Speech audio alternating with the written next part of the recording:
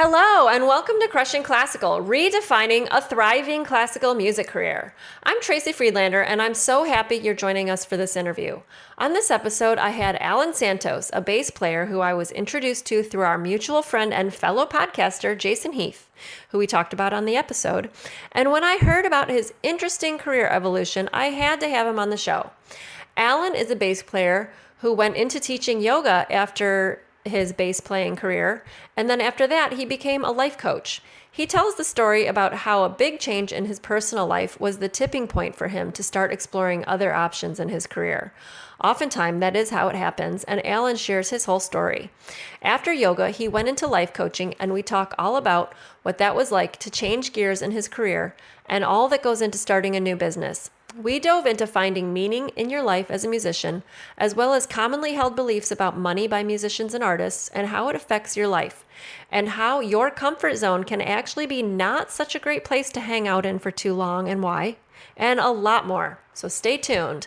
But before we get started, I want to thank Fix Music for providing the hosting for the show. When you're looking for high-quality sheet music at affordable prices, look no further than fixmusic.com. And get this, they are making so many more improvements to their site. Starting now, they have lots of music for all the strings, as well as continuing to add music for winds and brass. They've improved checkout to use real-time quotes for priority 2 to 3 and days and Priority Express overnight shipments. And unlike many of their competitors, they do not pad these methods to make more money. If you need it fast, they will get it to you as cheaply as possible. They also have some fantastic options for making music buying easy for students through teachers and schools. Haven't we all had the problem where you ask your students to get something for their lessons and they come back and say they couldn't find it, or the music store didn't have it, or any number of other excuses? Let Fix Music take care of this problem for you. Whether you have a large private teaching studio or you run a music program, Fix has a solution for you. Contact them through their website for more information. And for Crushing Classical listeners, just for you, use the discount code CRUSH and get 10% off your order now. Check them out at fixmusic.com. Thanks for joining us. Let's get started.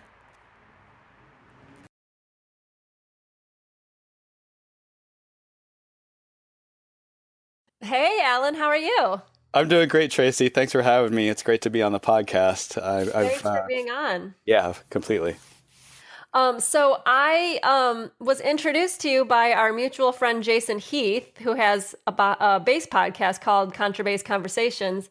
And I heard your interview on there, and he told me about your interesting career. So I thought it would be perfect to have a conversation on this podcast. So thank you for coming on. So you're a bass player. Uh-huh.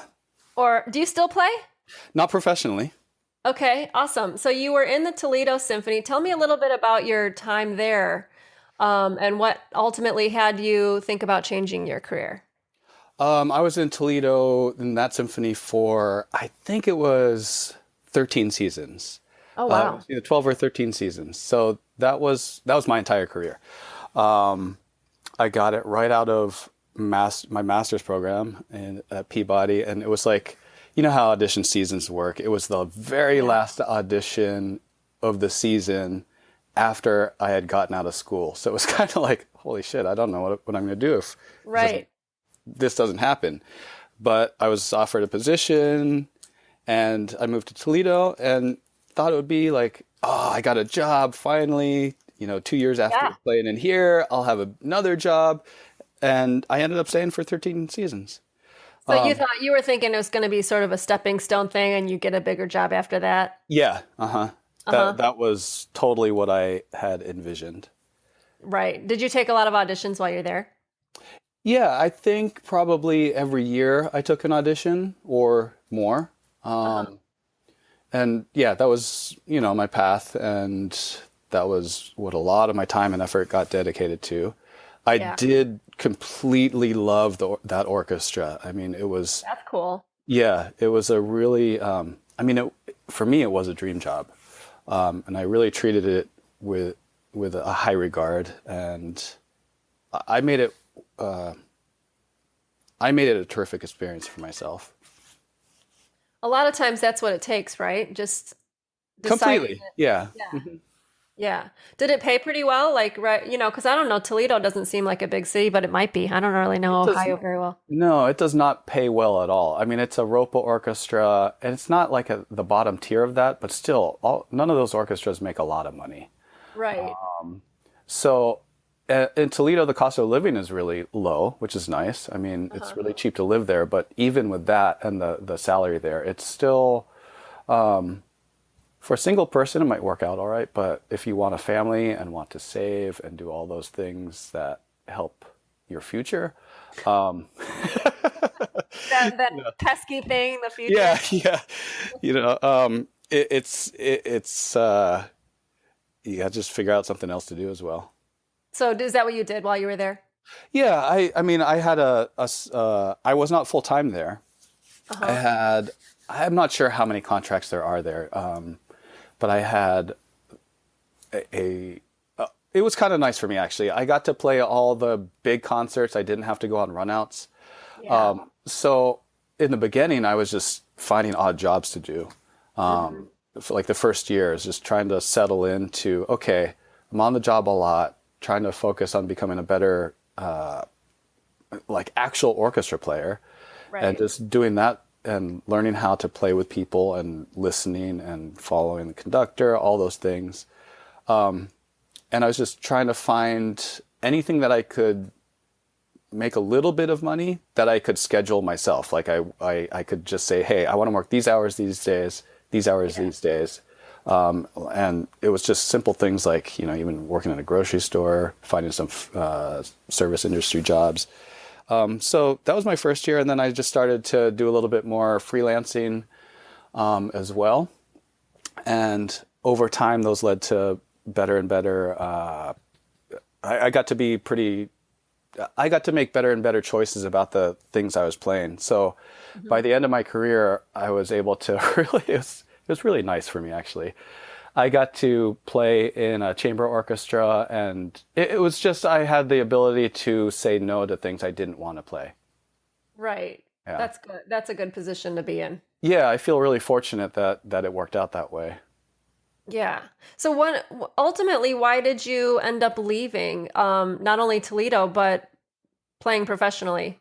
Um, that's kind of a long story, but I'll try and, maybe around the 9 or 10 year mark of being in an orchestra, somewhere around there, I was like, wow, I've been playing in this orchestra for a really long time. This is an interesting place to be, and I ended up, it's like had gone through all the repertoire, played all the Bruckner symphonies, most of the Mahler, all the classical repertoire, Yeah.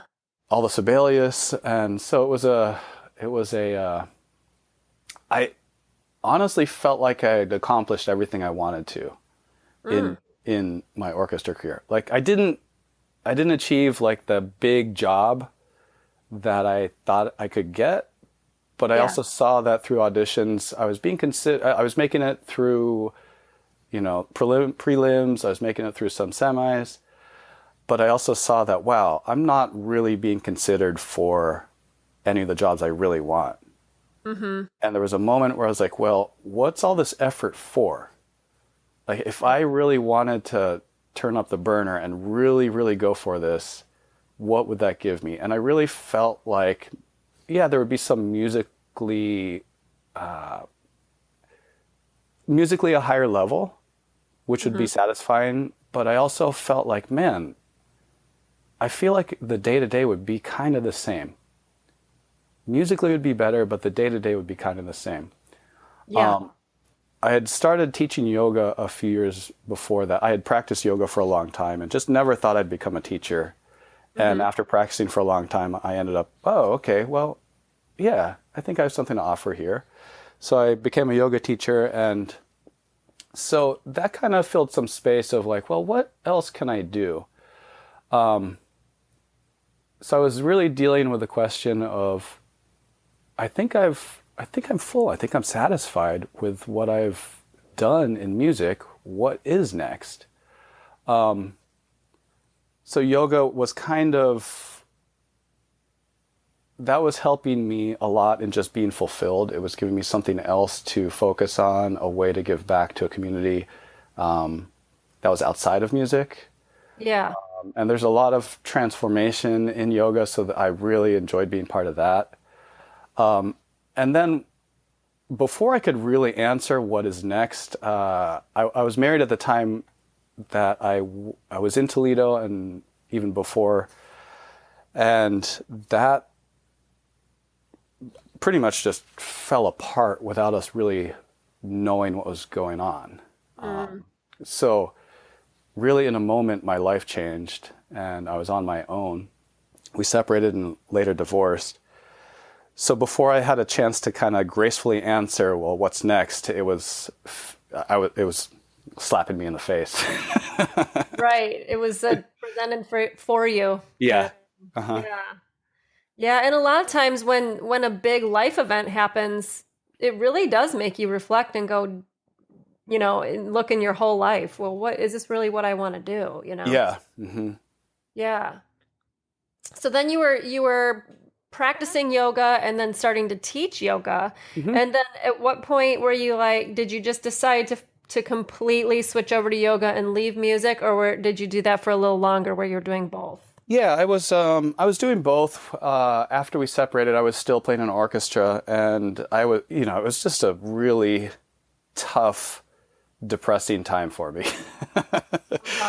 And I was in therapy and stuff. And I remember one day going to therapy was like the one day that I felt somewhat normal, in that I could be out in the world and kind of enjoy life for maybe an hour after I had talked to my therapist. Yeah. And so I would just schedule a little bit of time to just, my therapist was up in Ann Arbor, so I would go up there, have my session, and then just spend a little bit of time just walking around the city. Mm-hmm.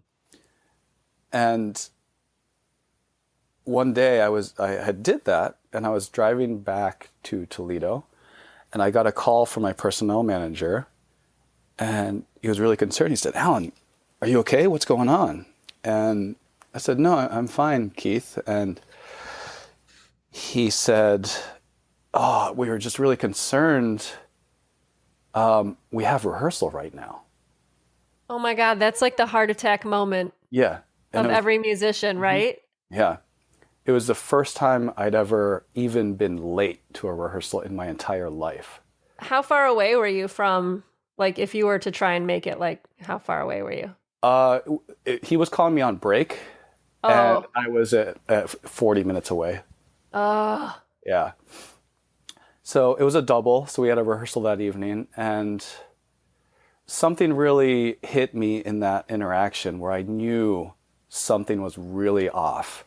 Mm-hmm. And that I wasn't myself. For me to miss a rehearsal was just out of my. It just hit me that something was so off for me to miss rehearsal. Right. So later that evening, I talked to Keith and I said, "Hey, man, this is what's going on. These are the challenges I'm facing right now. I'm feeling like I might need to take next year off." And this was towards the end of the season. Mm-hmm. And he was like, "Whatever you need, that's fine." So I was granted a sabbatical. And I had been asked by a lot of people at that moment, before that, friends of mine in the yoga community, I was seeking a lot of mentorship to become a better teacher. And through that, I was being asked to come help manage studios and just teach in different places. Mm-hmm. And I was like, well, okay, I'm going to take this year off, try to get my feet back under me, figure some, personal stuff out. And maybe I'll go teach some yoga and get some experience and see if I want to open a yoga studio. That felt like maybe that might be a great path if I'm trying to transition out of music into something that's next. And in that process, I moved to St. Louis first, and I quickly learned that owning a yoga studio wasn't for me. Really? Yeah. There's a lot of work that needs to go into owning a facility or having a facility, Mm-hmm. managing clients and managing staff. And I don't know, even on my best days, if my skill set is geared towards that, but Right. definitely in the middle of like the middle of trying to figure out what the heck's going on, I quickly saw that that was going to be a really stressful situation for me to be in. Okay. So that really left me in a spot of, oh my God, what am I going to do? I have no freaking idea at this time. Yeah. I It's a knew scary place to be yeah, in.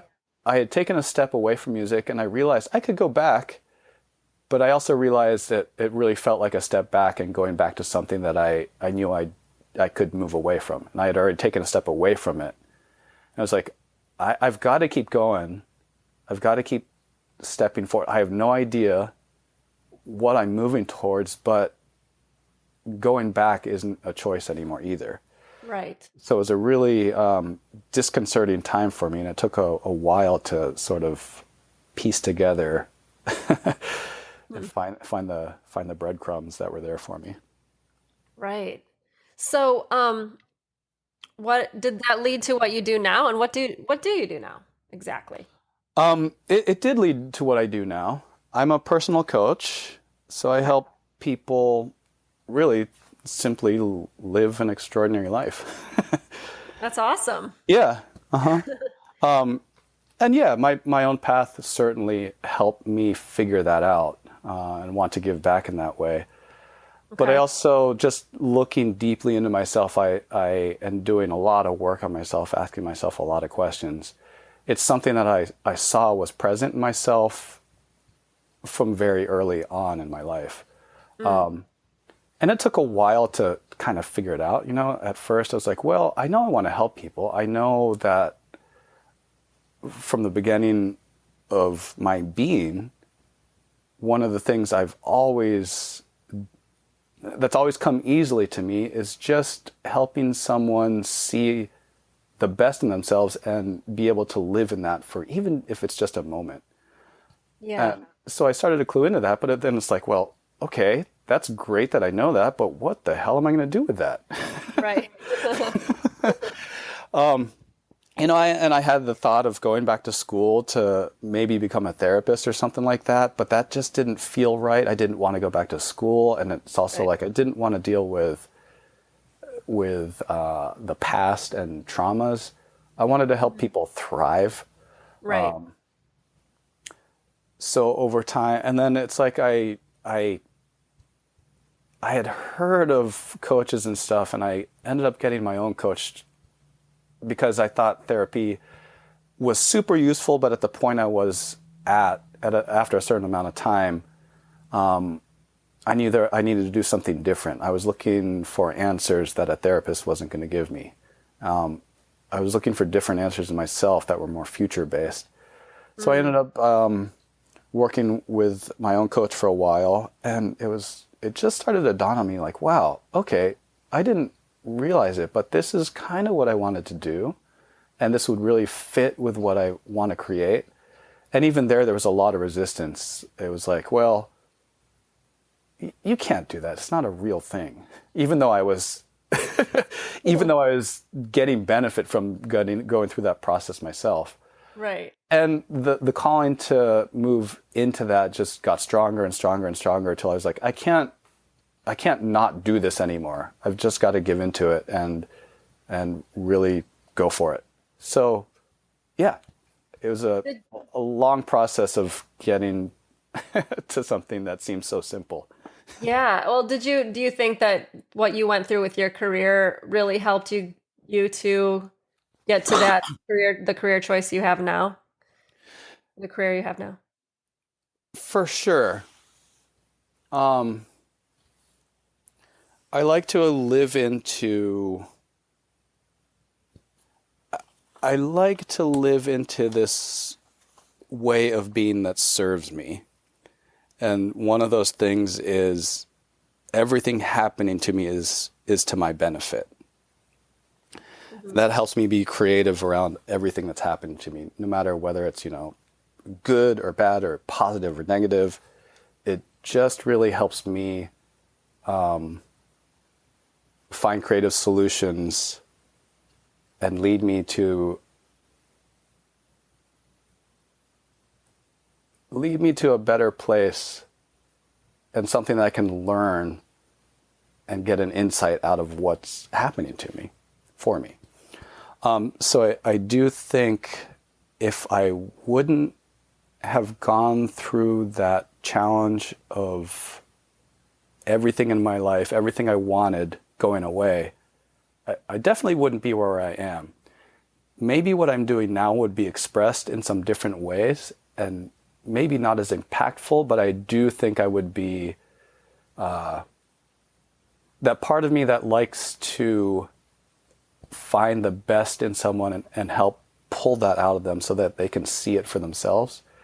I do think that part of me would be expressed in some way, but maybe not as powerfully as it is now. I see. So, so I was thinking, well, as I was getting ready for this podcast, I was listening to your interview with Jason, and I saw that you guys got in touch when you read a specific blog post that he put up about when Jason changed his career.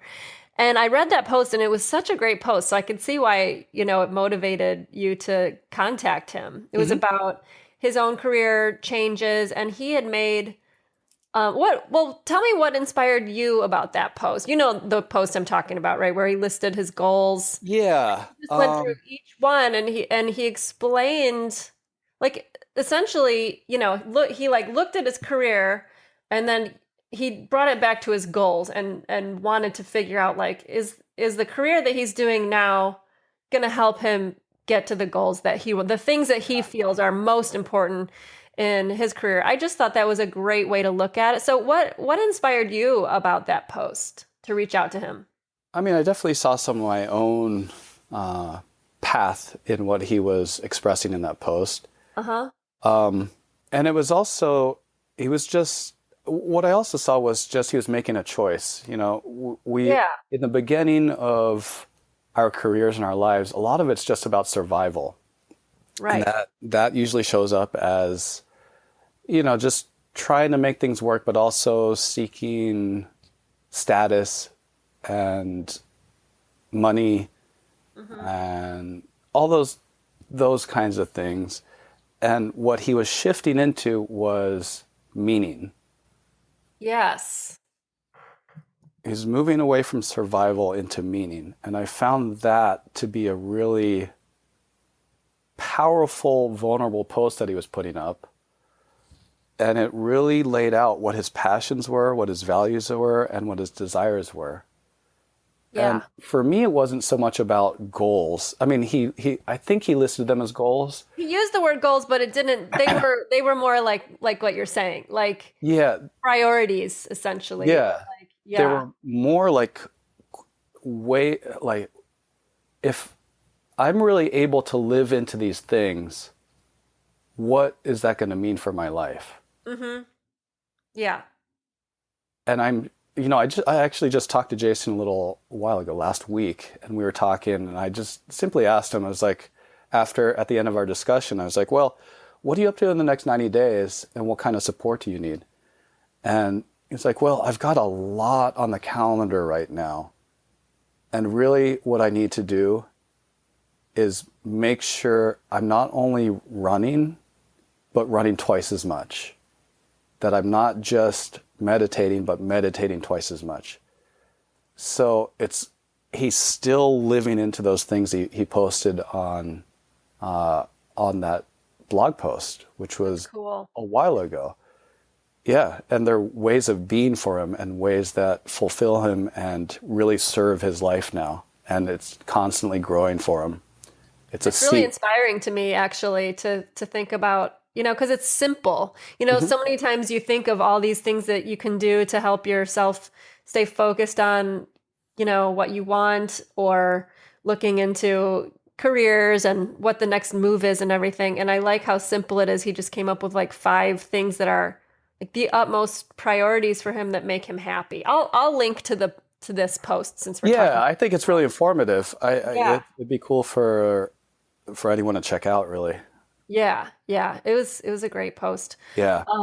So when you coach clients, is this something you typically have them do for themselves? Like say you have a client who's a struggling in some place and they're looking for a career change or they're Mhm. not sure.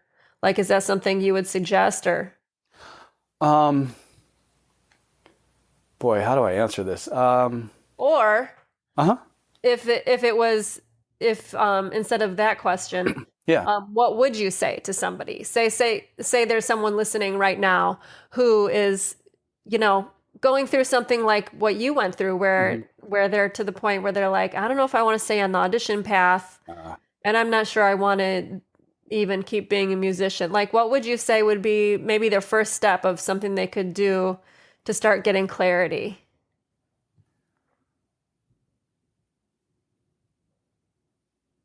Take some time to get silent every day. Take some time to do absolutely nothing every day. Whether that's just sitting in one spot, whether that's out in nature, your nothing might just be walking. Mm-hmm. And start to drop in the question, what do I really want? Not that you have to answer it in that moment, but just spend some time reflecting, and answers will start to bubble up if you spend some time in silence. That's great advice. Yeah.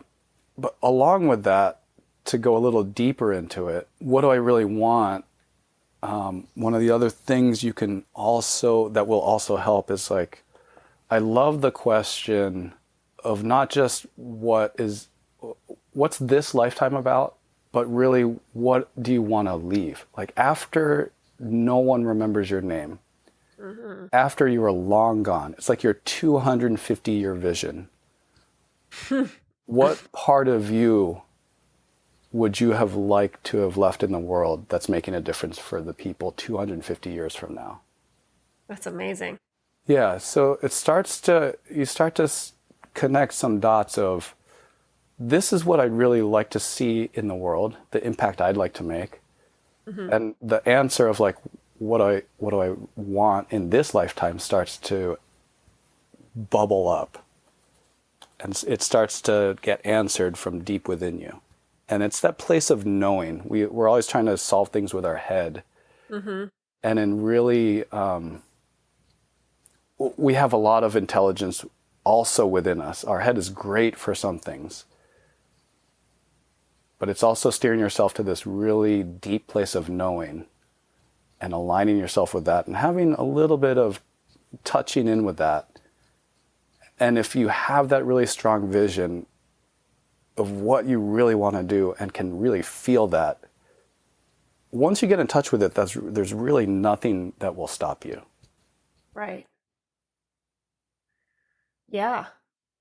I totally know what you mean by the knowing thing. You know, Yeah. if you just Hmm. get quiet, I had another guest on a different episode say something similar, and he said it was more of a feeling in his body versus in his head, you know, like the knowing, like, Yeah, that you knowing's know, never going to be in your brain. yeah. Like, yeah, yeah. That's a scary thing too. It's Because like we our try to brain. control it too much with our Totally. thoughts. Uh-huh. Yeah. I mean, Yeah. listening to your podcast, you even had one of those moments of knowing. I think it was Audition X Factor, and I think you were talking with Eileen about it. Oh, yes, yes. And it's That's like, right. yeah, it's not what I'm really called to do. I don't want to do it anymore. I'm gonna Yeah. really go for this other thing that I really want to do. Crushing. Yeah. Well, my brain was saying, well, I should do this. It's, Yeah. you know, I Hmm. can make some money and that's a It good makes reason to do it. yeah, it makes sense. But the things that make the biggest difference for our lives in fulfillment and impact don't make any sense at all. Yeah. If you look at Jason's that post, even it doesn't really make sense. It's like I want to walk more. I It know, right? doesn't really make sense. No, it doesn't. But yet it was still really enlightening for me to read that. I don't know why, but I found it fascinating how that helped him, Yeah. Hmm. you know? Yeah. And it was interesting. That part was interesting on a few different levels. Like I saw what benefit he was getting from walking. And also I thought to myself, gee, I'm from Chicago and I never explored the South Side. Like he was talking about that in the post. And Yeah. like, I don't even know this. I only know the North Side. It never even occurred to me to walk around down there. I was like, maybe I'll go to Chinatown sometime if I want to eat. But Yeah. There's so much in the world to explore. It's oh yeah, and you can live in a city and not even know a big portion of it. Yeah. That's what I did. Yeah. That's funny. Even So travel, it's like what? even something like travel, Yeah, it's like, I always like, wow, I haven't been overseas enough, but there's so many places in the US, even in just California, true. Oh that yeah, I haven't been to, and it's just you could vacation for years in California. And yeah, never went out. that is true. Yeah. So switching gears for a second. Yeah, we got off a little bit. Sorry. Yeah, that's okay. No, it was great. And I could talk about California. Maybe that could be a hey guys, go wine tasting. Yeah. So, something I always bring up on this podcast now because I avoid it, like all musicians like to avoid the topic of money and just how you make it and everything else. It's nice to talk about a passion and Yeah. things and why we do things. But so I want to talk to you about. Well, we talked a bit about money when you were playing the bass up in Toledo. But so when you first started coaching, when you first started teaching yoga, like how hard was it to generate income doing the? Now you kind of have two examples because you did two different things since you've been a musician. So for both of them. Well, first I'm going to thank you for just even bringing this up. One of the things that I like to practice now is being uncomfortable is exactly the place I need to lean into. Right. And money is something that not just musicians, but a lot of people are uncomfortable talking about. Yeah. Even me, there's still part of me that has a lot of shame around money. So yeah, thanks for bringing it up. And I'm totally game for diving in. Great. And when you brought up shame, like we were just talking about that yesterday. We recorded another fireside chat and we were talking about being in debt, and I was talking about how I dealt with it in the past when I got into trouble and I had a situation where something was in collections and how shameful you feel. Yeah. Eileen was bringing in totally a different point of view on that, and it was really helpful. So that's a sneak preview for next week. But so thank you for thanking me because it is uncomfortable. And I spent the first maybe 7 or 8 podcasts, I never asked anybody about how they make money. And so, they're doing cool things, but there's that elephant in the room like, hey, do you make money doing what you're doing? So got to talk about it. So. Yeah. Well, I'll rewind a little bit. And the question you asked was it difficult to make money at first? Was that it? Yeah. How hard was it at first when you first started and both of your things? Okay. So with the business I've started now, I feel I have kind of 2 answers. So I feel kind of lucky in a way that I've never made money in my life. Because everything from here on out is just, in a way, it's just like, wow, awesome. I'm getting to do this stuff I love and I'm making money. Right. So at first, it was tough. I mean, one of the limiting beliefs I see a lot of times around musicians is the kind of hourly rate kind of thing. Mm-hmm. So locked into, if I want to make more money, I have to work more services. Yeah. I'm only given this per this service. And I've even seen musicians who do not practice their orchestra musician or anything for the orchestra outside of the time they're on the job. And that is a really difficult place to create wealth from. Once the belief around money starts to shift and start to see that it's just an energy, like what you put out, and if you can create an energy, that energy is always going to come back to you. no matter what. Sometimes it's thanks, sometimes it's opportunity, sometimes it's a gift, sometimes that gift is in the form of money. But somehow, whatever energy you put out is always going to come back to you. We're So are not, you saying, are you, sorry to interrupt you, but are you yeah, it's saying okay. that you see that there's a attitude from musicians a lot of times where they don't want to do anything extra outside, they want to make sure, their hourly rate is fair, so they're not going to do too much work outside of the rehearsal? Is that what you're saying?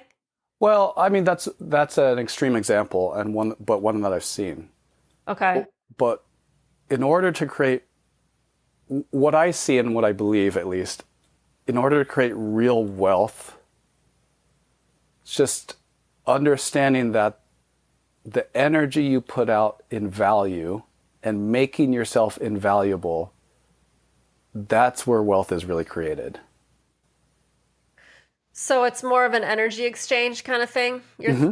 Yeah. Hmm. Yeah. I think that the more so than musicians being unwilling to work, I mean, that is definitely, I've definitely seen what you're saying, Hmm. like, I'm not going to put any more Yeah. effort into this than I have to because, I only make $120 a service or whatever, Yeah. but there's also the attitude of, I don't do this for the money, Right. so therefore I'm never going to have money, Yeah.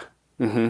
you That know? is yeah, that is such a limiting belief for artists and musicians and It's performers. almost like an excuse. Like I don't do this for the money. So, when you ask me if I make money, well, I guess I Yeah. make money, I make but money, but I'm not supposed to make money. Artists don't make money. right. Right. Yeah. But I wonder, I've been kind of reflecting on this lately and wondering like if with that attitude are you then setting yourself up for the amount of quality Completely. value that you're putting out, like you're saying value, like I only make so much, so you know this is my limit. It's like a limit, it's a limitation. Absolutely. Yeah. I mean, we all want to work on doing, right? It's like I want to make more money. What do I need to do? Mm-hmm. If I Yeah. do if I do this, I'm going to make more money. But what we do is what we do and what we create is largely defined by how we see the world. And Mm-hmm. we all have these limiting beliefs. They're just the way we see the world creates our world. And the way we Right. speak about our world is how we see the world. So if we're saying something like, you know, a good one even is money is the root of all evil. Yeah, people say that for People sure. say that, and if they say it often enough, it's a belief, whether they know it or not. And why would you want to receive something that you believe is evil? Uh-huh. So subconsciously, you're going to figure out a way to keep that out of your life if you have a belief like that, Right. Right. no matter what you do. Yeah, it's such a weird topic, isn't it? Like, and people say, well, I don't need this or I don't need that. It's almost like they make it wrong for wanting more Yeah. of it. And it's not wrong to want more of it, you know? No. It doesn't That's a, make that's you a into, yeah, that's a big thing. Being willing to receive what's coming to you, right, right. having the capacity to let that in. And interestingly enough, that's one of the things I see in orchestra music. I mean, if our ability to receive will limit how much money we can take in, right? Right, And right. if it's just an exchange of energy, if we look at how some orchestras accept applause at the end of a concert, that's a huge acknowledgement that is being given to us, the orchestra. And a lot of times the musicians are just checked out. They're thinking about how can I get to the parking lot fastest so I can get home quick? All those different things. Which kind of beer am I going to be drinking in about Exactly. 30 minutes? Yeah. And that comes across, that body language, that communication, that connection comes across. So if that's subconsciously happening, why would anyone, if their applause and thanks isn't being received, why would anyone want to give money to that? Mm. That's interesting. I never thought of it like that. But when you play on this is another topic, I think, but when there's I've personally felt like when you're on a stage with such a large group of people, there's safety in numbers. You almost kind of forget that there's an audience there, you know? Just like I'm in my cozy little corner here, surrounded by other players and, Yeah. you know. Yeah, it's easy to lose the connection of every single person out in Yeah. that audience. Yeah. Yeah. So back to you and your career. Yeah. Now that you've been at it for a while as a coach, is that your full-time income? How you make full-time income now? That is not how I make my full-time income yet. I mean, I'm still in startup mode. So I never, Oh, okay. I never thought it would be my full-time income as of yet. It'll probably be another year before all of my income comes from that.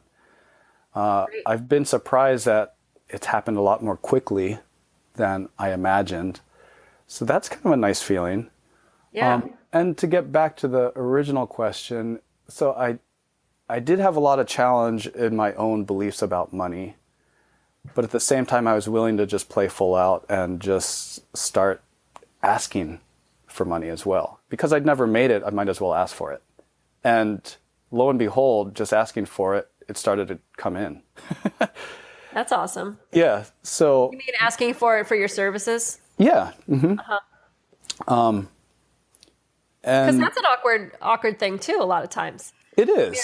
I talked about that on that particular fireside chat where Eileen was like, if you want to grow this, you're going to have to charge twice as much and make Yeah. it better and all these things. And I couldn't imagine, it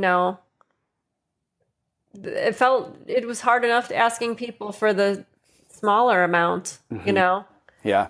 thinking about that was daunting. I mean, I think if I really felt passionate about um, that that event, that I probably would have felt a little more comfortable about asking it. But Yeah.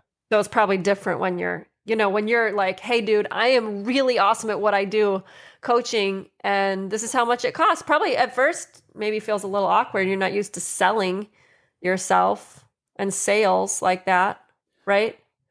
No, I mean, at first it's like, how do I even do this? And of course, there's Yeah. a whole script about sales. It's like, well, I don't want to be that sleazy dude.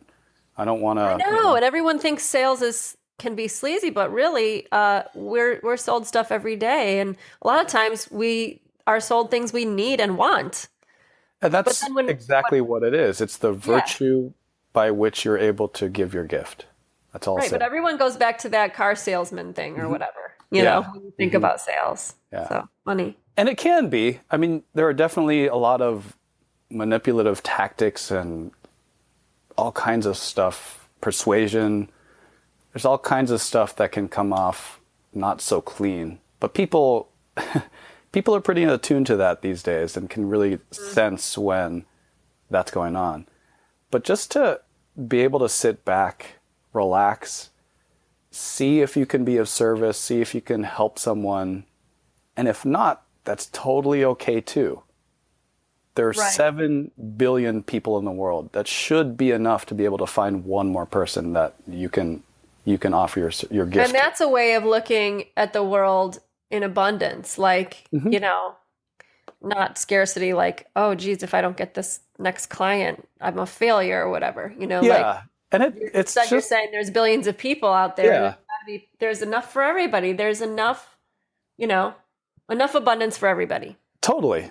And it's not, selling is not personal. Like the person, Right. it's not about you. They just don't feel like they need the gift that you have right now.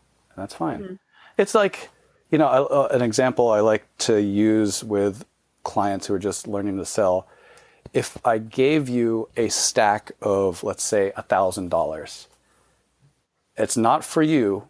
You're only the only thing you can do with this is go to your nearest park and just start handing it out to whoever it occurs to you. You can give it out in one lump sum. You can give it out bill by bill. But just go give that gift to people. You don't have to figure out, well, who am I going to give this to? Right. You don't have to figure out, like, well, what does it mean if they say no? You don't have to figure out any of that. Just go give freely, and it will come back to you. Mm-hmm. Right. So, when you're saying this stuff, it's funny because I think, there's always, it's your context about money, and it's pretty much going to follow you anywhere if you're a musician or a freelancer, Yeah. or you decide to leave music and go do something else, Yeah. Mm-hmm. And I've noticed that about myself too. Yeah. Yeah. It's how you do something is how you do everything. Yeah. Yeah. So that's interesting. And I'm sure you see that, more and more as you meet with clients, just what they're at. It's easier to see than in yourself. It's easier to see it in other people, right? Totally. We all have blind spots, of course. Yeah. It's we don't see a fish doesn't see the water it's swimming in. Right. Exactly. So yeah, it's important to reflect and just really inquire as to what stories are running around your own money situation. If you can, one of my stories, and I've been in debt. I still am in debt. I have a lot of credit cards stuff that's really left over from taking auditions. Mm-hmm. It's still with me, and I just never took care of it. And I'm happy to say that now it's this month I'm paying off one of them, which is a great feeling. Oh, awesome. Yeah.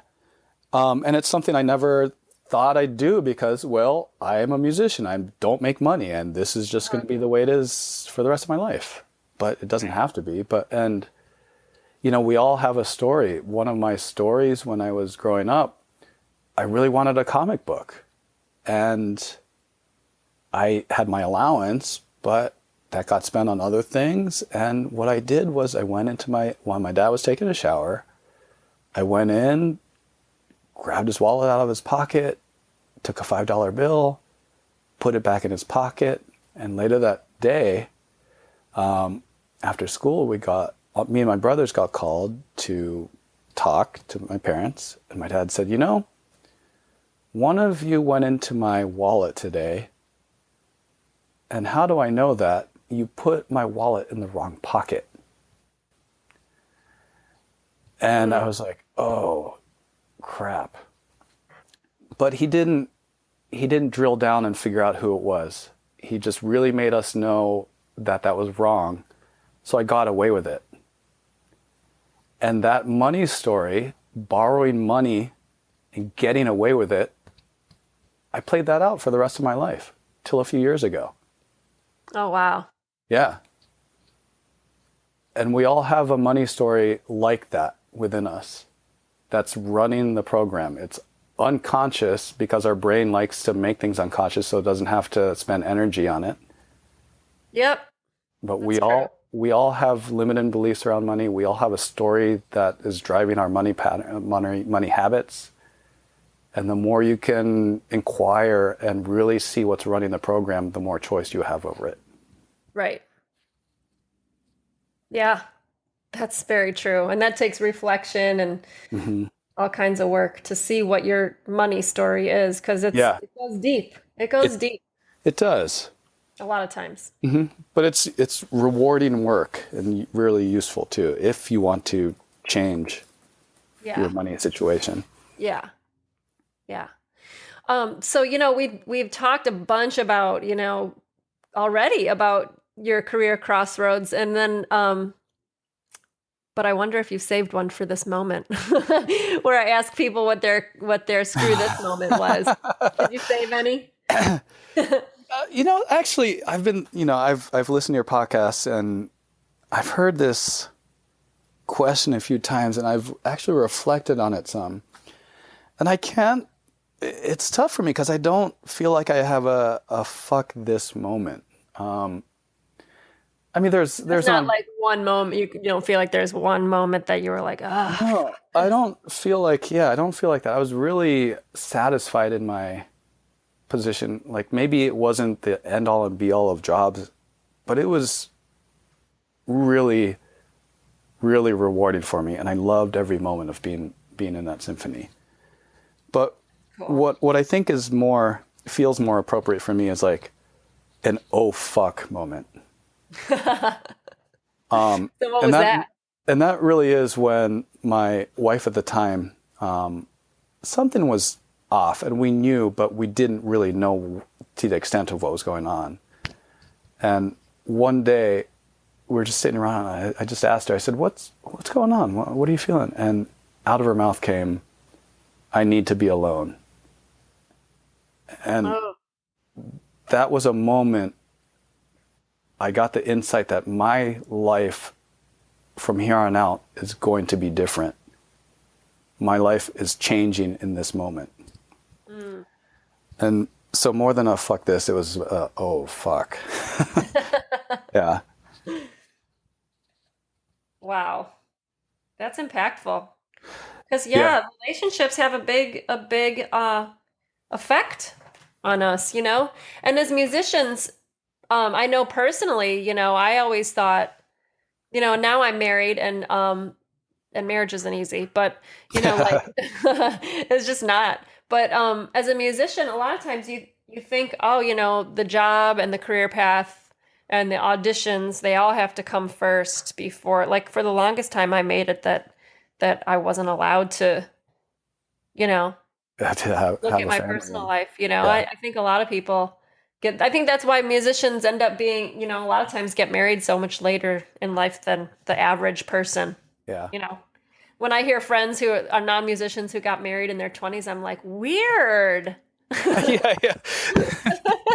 That's cool, you know. Like I have a 6-year-old and they have a 16-year-old. I'm like, wow. Yeah.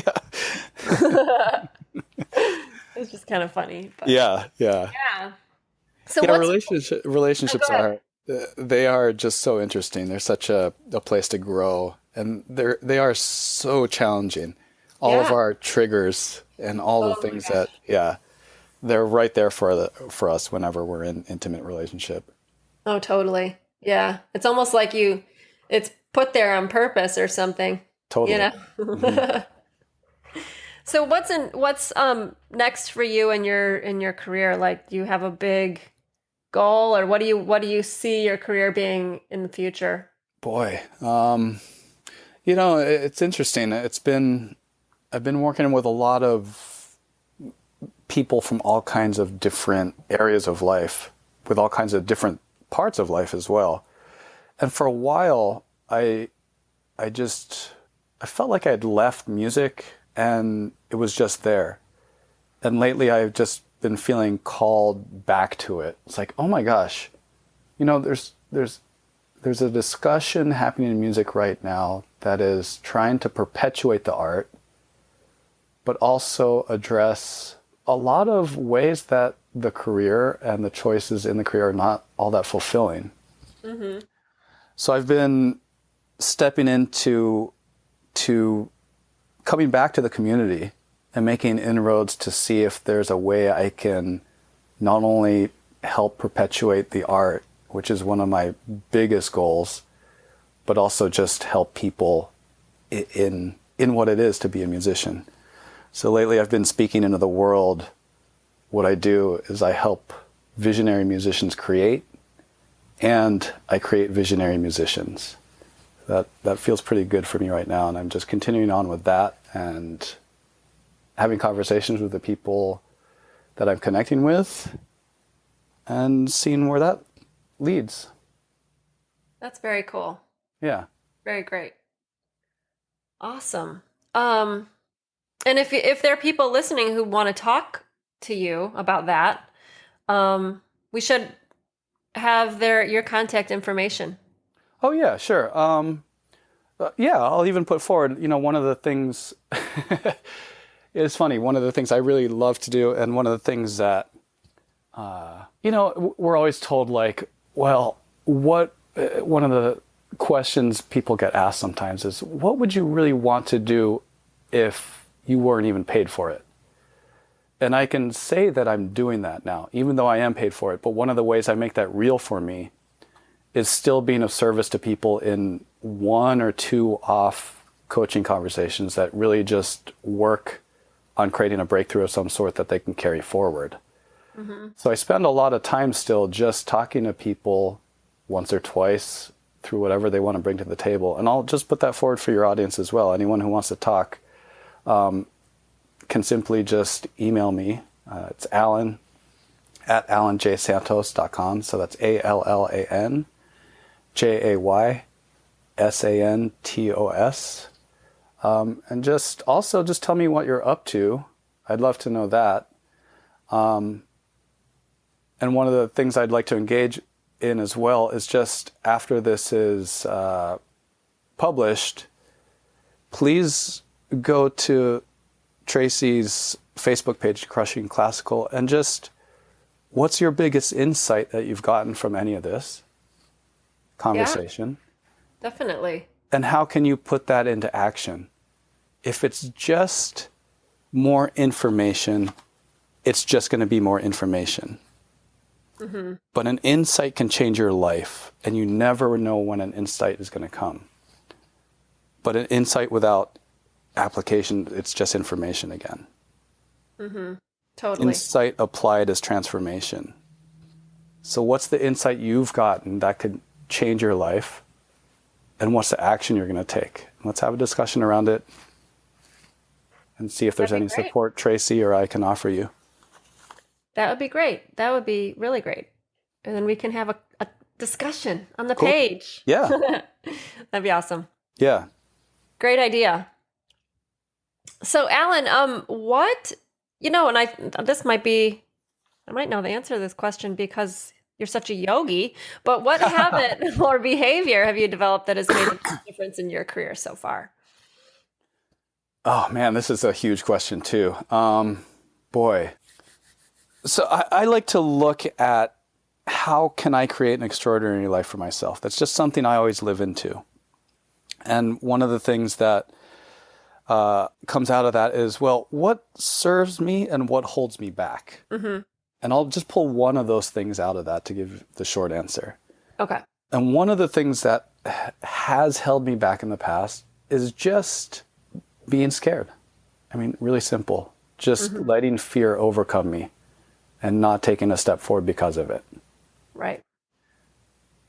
And what I live into now and what I practice now is just like we talked about before we talked about money, is really feeling those places that feel uncomfortable and knowing that's exactly the place I need to go. Yes. Whether that's having a conversation with my partner, whether that's asking a client that question that, man, I don't really want to ask this because, it feels kind of edgy. Whether that's asking if someone wants to work with me. Right. But that place that I feel uncomfortable is exactly the place I need to go. That's great. And that's not even the first time someone said that, which is great because it's kind of a lot of people who take risks say that, you know? Yeah. Because that's when you know that you're doing something that's going to challenge you. Yeah. And that's where you grow. Yes.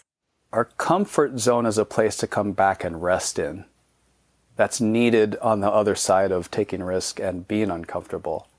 Right. And you can go there for a break, but don't set up your life so it's like that, Yeah, it's totally needed. We need to come back to that.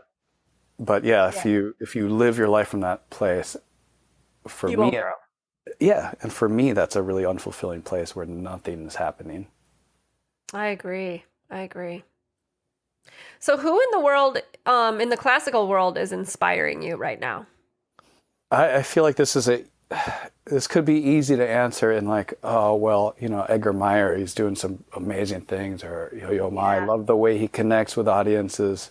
Yeah. Or Hilary Hahn, she's just got such a presence, and the spirit of music that is in her is so present. It's incredible.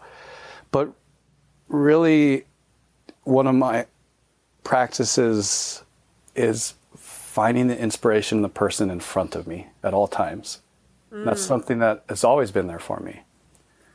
And really, who I'm inspired by right now is my old orchestra, the Toledo Symphony. What they're doing right now is remarkable to me. This little tiny orchestra in Toledo, Ohio, that's making a huge impact on their community and really providing a top-notch musical experience for them. Renee Fleming is coming to sing with them later this season. Wow, that's great. Yeah, their season next year, it's mind-boggling that the guest artists and repertoire they're playing.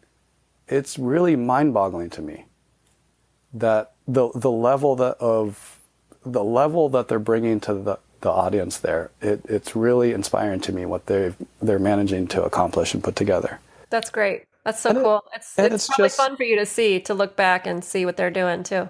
It is. And it's also just the collection of people there. I mean, I know them personally, so that's also knowing the people on that personal level and knowing what they do outside of work and what they contribute to work. That's always just inspiring to me as well. Yeah, ordinary people doing extraordinary things. That's great. Yeah, ordinary people. Mm-hmm. Because it's great to be able to see inspiration right around you. Because that means that you're being more, you're in the moment, which is so important too. Totally. Mm-hmm. Yeah. Awesome, Allan. Well, thank you so much for being on today. This has been just such a great conversation for me. And it's been awesome. And thank you to everyone for listening. If you're enjoying Crushing Classical, please write a review on iTunes and join the conversation at facebook.com/crushingclassical, Instagram at Crushing Classical, and our Facebook group is called Classical Cats. So join up there. It's a private group. And, if you're feeling a little shy about joining in the conversation, that's just this community. So if that's what's stopping you, you don't need to be stopped by that anymore because you can come into the group. So thank you so much, and we will see you next time. Bye.